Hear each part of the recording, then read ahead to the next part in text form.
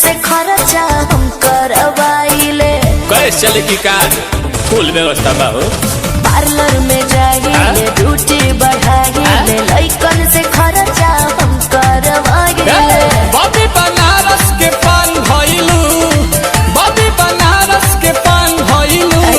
कातना लइकन के जान भइलू, गोरी लागत कि अब के सियान भइलू। गोरी लागत कि अब के सियान भइलू।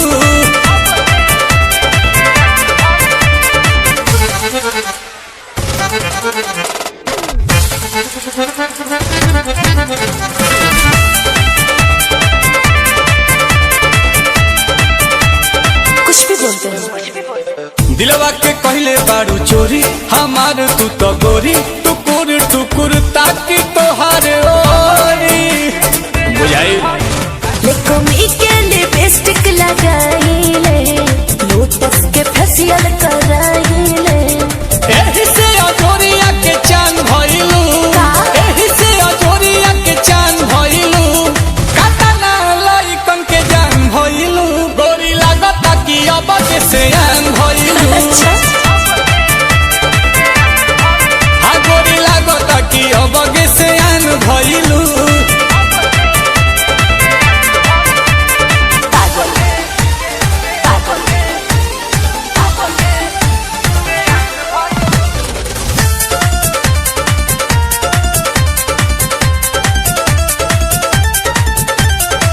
पेन्हले बा रांड बाडू गुची, करेलू बात ऊंची, बवाल बा डिमांड तहार बूची।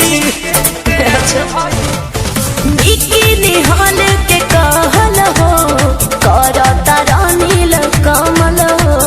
जोहरी हीरा के खान भइलू, जोहरी हीरा के खान भइलू। कतना लहिकन के जान भइलू, गोरी लागत कि अब के सियान भइलू।